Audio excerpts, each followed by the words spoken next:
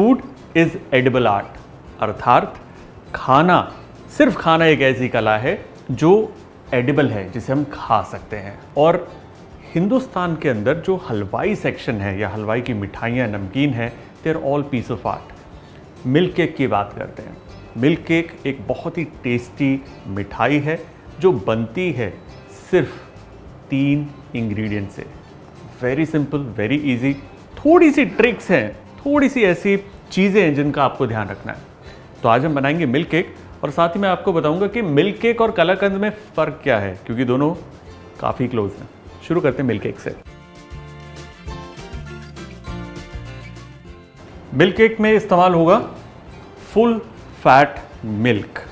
और milk cake और कलाकंद दोनों काफ़ी सिमिलर हैं, ऑलमोस्ट सेम रेसिपी, बस एक स्टेप का फ़र्क है ना। मिल्क केक के अंदर मेन चीज़ है दूध को आपको खपाना है। मतलब अभी जितना दूध हमने डाला है इसको रिड्यूस करना है जब तक ये 1/3 ना हो जाए। उसमें थोड़ा समय लगता है ना, ये आराम से करने वाला प्रोसेस है क्योंकि फुल फैट मिल्क है। मेक श्योर कि आप इसको कंटिन्यूसली स्टर करते रहें। और स्टर करने की भी कला है, करछी नहीं उठनी चाहिए, फ्लैट करछी, ताकि बेस को स्क्रैप करती रहे एंड पूरे बेस की तरफ, साइड्स की तरफ इसे चलाना है। बॉयल आ गया, इसे अब हमें रिड्यूस करना है।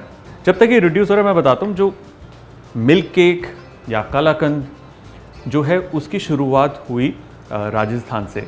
और मिल्क केक को अलवर का मावा भी कहते हैं। मतलब अलवर में अलवर का मावा करके मिठाई का नाम जो है वो बेसिकली मिल्क केक है। और कहते हैं राजस्थान के अंदर पहली दफ़ा जब किसी ने दूध उबाला था और वो दूध फट गया था फॉर सम रीज़न, शायद कुछ खट्टा गिर गया हो या दूध पुराना हो गया हो, और उस दूध में दाना आ गया एंड उनको वेस्ट नहीं करना था वो दूध, तो उन्होंने उस दूध को पकाया, उसमें चीनी डाली, ज़रा सा घी भी डाल दिया और उसे पका पका कर रिड्यूस कर दिया, तो उससे बना कलाकंद। तो कलाकंद या कला का कांड जो हुआ था उससे हमें ये मिठाई मिली। और इसी कलाकंद को या इसी प्रोसेस को जब आप और पकाते हैं, उसे दूध को और ड्राई करते हैं, तो हमें मिलता है मिल्क केक, जिसे आप आराम से काट सकते हैं। तभी कलाकंद बहुत ज़्यादा फ्लोई होता है, मिल्क केक के बार्स आते हैं। दूध करीबन 25% रिड्यूस हो गया है। इस स्टेज पे हम डालेंगे सिरका। आप चाहें तो नींबू का भी इस्तेमाल कर सकते हैं। द आइडिया इज़ कि इसके अंदर दाना पड़ना चाहिए। जो मिल्क केक के अंदर जो उसका सिग्नेचर दाना होता है मिठाई के अंदर, वो पड़ता है इसी तरीके से दूध को स्प्लिट करके। लेकिन आपको ध्यान इस बात का देना है कि जितनी क्वांटिटी मैंने डाली है और नीचे डिस्क्रिप्शन में जो रेसिपी है उसमें लिखे उतनी ही डालिए। ज़्यादा डाल देंगे तो पनीर बन जाएगा, विच वी डोंट वांट। बस इतना ही डालना है कि दूध ज़रा सा स्प्लिट हो लेकिन फिर भी कायम रहे, बिल्कुल सेपरेट ना हो। और अब इसे हमें अच्छे से पकाना है, टोटली रिड्यूस करना है। ये देखिए आधे से भी ज़्यादा कम रिड्यूस हो गया है। इस स्टेज पे हम डालेंगे चीनी। चीनी की जो टोटल क्वांटिटी है ना, वो एक साथ नहीं डालनी, थोड़ी सी डाल के उसे पकाएंगे, फिर थोड़ा और जैसे जैसे हम चीनी डालेंगे ना, इसका जो रंग है वो ब्राउनिश होना शुरू हो जाएगा। देखिए होता क्या है कि जब चीनी डलती है ना, तो इसका जो चीनी है वो पक कर कैरामलाइज होती है, इसलिए इसको भूरा रंग देती है। ये देखिए कैसे इसका रंग बदल गया, सफ़ेद से भूरा हो गया चीनी डालने के बाद। इस स्टेज पे बाकी की चीनी भी हम डाल देंगे, साथ ही थोड़ा सा घी डालने से क्या होगा, एक अच्छी शाइन आएगी और एक बढ़िया फ्लेवर आएगा। इस स्टेज पे ये काफ़ी छींटे मारेगा, but just maintain a distance और इसे अच्छे से स्टर करते रहिए। अगर लोहे की कढ़ाई में या एल्यूमिनियम की कढ़ाई में आप इसे पका रहे हैं तो आप इसे कंटिन्यूसली स्टर कर सकते हैं, बिल्कुल भी चांस नहीं आपके पास कि इसको छोड़ सकें। नॉन स्टिक में still you have a chance कि इतनी जल्दी वो पकड़ेगा नहीं। ये सारी चीनी इसमें खप गई। अब इसे बस रिड्यूस करना है, मेहनत वाला काम है बट काफ़ी रिवॉर्डिंग है। और जो क्लासिक मिल्क केक होता है उसके अंदर ना जो रंग होता है उसका कभी कभार बाहर से हल्का सा सफ़ेद या लाइट ब्राउन, अंदर से डार्क ब्राउन होता है।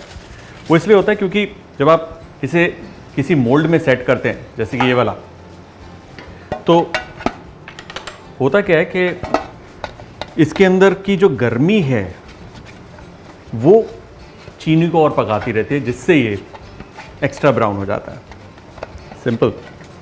ये देखिए किस तरीके से ये खौल रहा है, रंग इसका चेंज हो गया है, दाना बढ़िया आ गया इसके अंदर।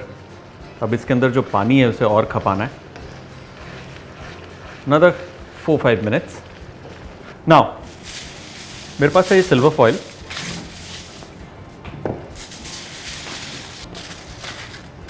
इसे मैं फोल्ड करके यूँ तैयार कर लूँगा।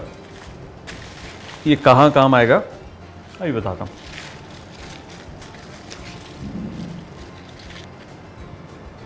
तैयार। देखिए कितना गाढ़ा हो गया, ये थिक हो गया, बढ़िया दाना आ गया, बिल्कुल मिल्क केक की तरह लग रहा है।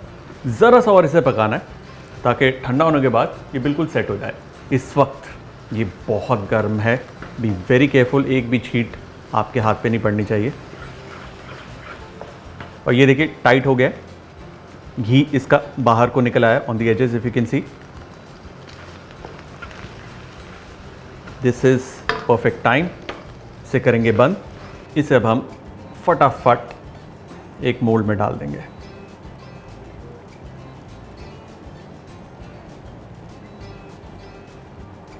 और ये जो हमने बनाया था हमारा स्टॉपर, उसको लगा देंगे ताकि हमें अच्छी विड्थ मिले, मोटा मिले। ये जेंटली प्रेस इट ताकि ये एजेस तक चला जाए। ब्यूटीफुल कलर, क्या बढ़िया खुशबू आ रही है। नाउ इस स्टेज पे काफ़ी गर्म है, इसे हमें कंप्लीटली ठंडा करना है।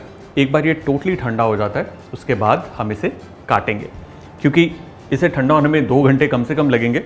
आई हैव ये वाला बैच रेडी। चाहिएगा तो कहते हैं। अब इन दोनों में फ़र्क क्या है कि इसको मैंने अच्छे से पकाया है, इसको मैंने थोड़ा कम पकाया है। तो मतलब आप जितना ज़्यादा ब्राउन करना चाहें कर सकते हैं। थोड़ा लाइट ब्राउन या लाइट नटी फ्लेवर पे रखना चाहते हैं मिल्क केक को रख सकते हैं। Choice is yours.